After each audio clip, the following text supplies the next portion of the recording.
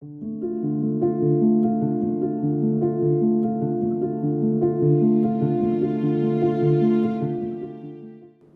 right, y'all. So whenever you are trying to put together your narratives, you of course want to have both an intro and an outro. You don't want your work to just to start abruptly and then stop suddenly. It's just it's awkward and it's not especially professional looking. So we're gonna go over briefly how to include an intro and an outro in your work. We're gonna focus on the visuals and the music, of course. This is a very easy process. So as far as the visual elements are concerned, the sequence that we're working with here starts off with this nice wide angle shot. That is our opening, our establishing shot. We're simply going to go over here to Effects, Transitions.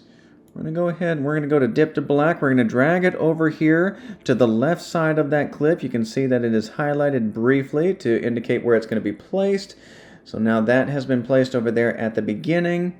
We're going to do the same thing here at the end of our sequence.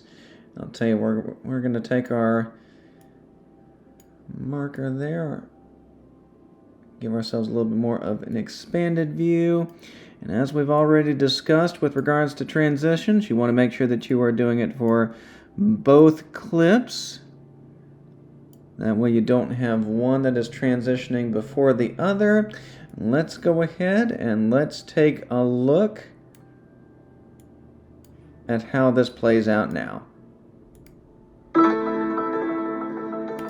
Alright, so not bad. Probably want to give myself a little bit more of a gradual lead in here at the beginning. So I'm going to take that transition. We're going to stretch it out to, let's do about 4 seconds. Let's see. That should be a little bit better, I think.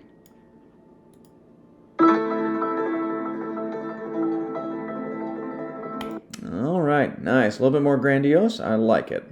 Alright, let's do the same thing here at the end. Let's see how this looks. The video should complement each other. Good luck.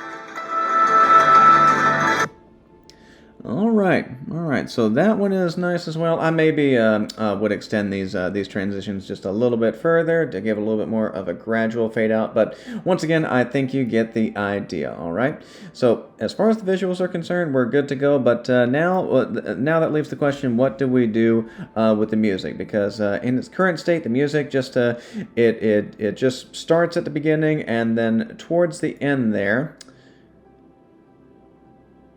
We're going to go ahead and condense this a little bit because right now it plays on for a little bit too long after the dialogue and the footage have ended.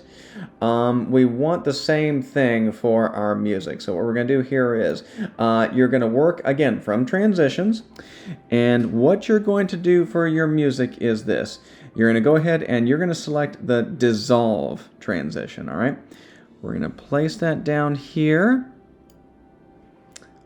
On our music track, we've got that little orange highlighted bar there, so we do know that a transition is present. We're going to go ahead and give ourselves that little expanded view. And once again, I prefer that the transition for the music take place at the same speed as the transition for the visuals. Let's go ahead and see how this now looks and sounds.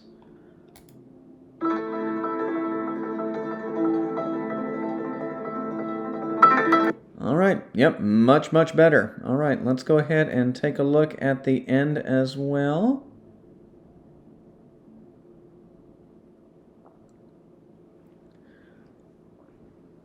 All right. So let's go ahead, click and drag dissolve. A little bit of an expanded view there. Let's go a little bit further to the point where we can actually edit it. Alright, we're going to drag that out a little bit. So once again, we should get a nice, gradual, pleasant send-off. Let's go ahead and play that back.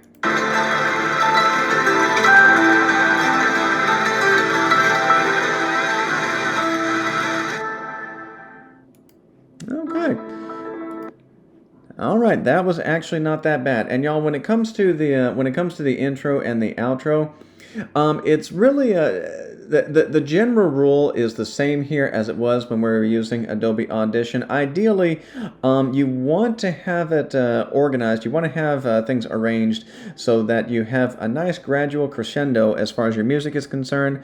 Allow it to play for a little bit, and then have it dip back down once the time arrives for the narrative to actually begin. All right, so that is why I have my dialogue set back a ways here, close to the 15-second mark, just because before I get to that, I want to have the audience. I want to give the audience a chance just to orient themselves a little bit, strictly with the visuals and the music. But that is how it's done. You're doing it. You're working completely from the transitions options. That is how you add an intro and an outro to your film project.